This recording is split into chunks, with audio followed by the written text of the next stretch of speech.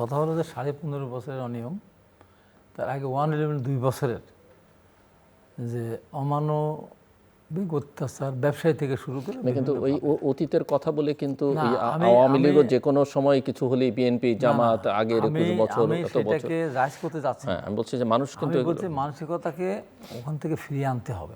আমার উদ্দেশ্য ওইটাকে জায়জ করা না, ওইটা ওই মানসিকতা থেকে ফিরে আসতে হবে আমাদেরকে। এবং এই উদাহরণগুলি মনে রাখতে হবে যে তারাও করে শেষ পর্যন্ত ভালো কিছু করতে পারেনি। তারা ব্যবসায়ীদের কাছ থেকে টাকা জোর করে নিয়েছে, তার জন্য মামলা দিয়েছে, সে টাকাগুলো এখন ফেরত দেয়নি। এবং সুশাসনের নামে দুঃশাসন তারা দিয়েছিল। এমনও দেখা গেছে যে বাড়িতে বাড়িতে যখন তারা সার্চ করতো সেখানে অনেক অপকর্ম তারা করেছে। তো সেটার দৃষ্টান্ত আমাদের সামনে রেখে আগাতে হবে। এবং 15.5 বছর এইদিকে এসে যে 18 মাস, এখানেও দৃষ্টান্তগুলো ভালো ছিল না। বিভিন্নভাবে এখানে মব হয়েছে, বিভিন্নভাবে যাদের উপরে এত বিশ্বাস ভরসা ছিল অনেকেই এটার সাথে তার ওই অতীতের সাথে বা কর্মের সাথে বা তার আন্দোলনের ভিতরে যে কথাগুলো তার সাথে কোনোভাবে সামঞ্জস্য তার বজায় রাখেনি। তারা ওখান থেকে অনেক দূরে সরে এসেছিল। তো এখন তারা এখন নেই। এখন বিএনপি নির্বাচিত সরকার, বিএনপিকে এই সবগুলিকে মূল্যায়ন করে তার দলের নেতাকর্মীদের উপরে সাংঘাতিকভাবে নিয়ন্ত্রণ নিয়ে আসতে হবে। না নিয়ে আসলে, যেমন একটা ঘটনা ইউটিউবে দেখলাম যে কোথায় যেন একটা যুবদলের ছেলে একজন নির্যাতন করছে। এটা অবশ্যই ওনার প্রধানমন্ত্রীর নলেজে যাবে। আমার কথা প্রধানমন্ত্রীর নলেজে গত সরকারের প্রধানমন্ত্রী সব কিছু করবে, এটা বিড়াল মারা গেলেও প্রধানমন্ত্রী, এইটা আমরা চাই না। আমরা চাই প্রধানমন্ত্রী জানার আগেই লোকালি সেইগুলোর সমস্যার সমাধান করতে হবে এবং এই ধরনের কর্মকাণ্ডের সাথে যদি না থাকে। আমাদের সামনে উদাহরণ তো এত টাকা পয়সা যারা উপার্জন করলো, কোটি কোটি টাকা ব্যাংকে, এখন তো শুনি বিভিন্ন ব্যাংকে একজন শত শত কোটি টাকা আছে, ওঠাতে পারছে না, ভোগও করতে দেশও থাকতে পারছে না। কেন আমি ওই পথে যাবো? আমি কেন আবার ওই পথে যাব?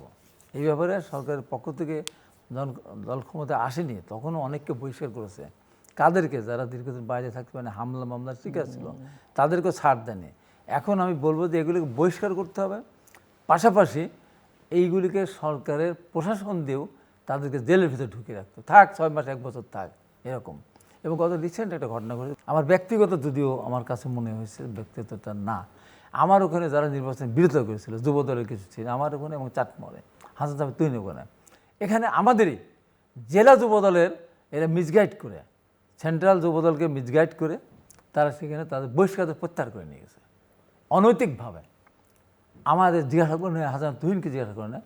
পরে আমি যখন জানার পরে আমি যখন যুবদলের সভাপতির সাধারণ সম্পাদককে ফোন করলাম, তারা খুব আন্তরিকভাবে আমার ফোনটা রিসিভ করেছেন এবং 2 বার বলা লাগেনি, একবারও আমরা দেখছি এবং 2 ঘন্টার মধ্যে সেই বহিষ্কার বহাল রেখেছে।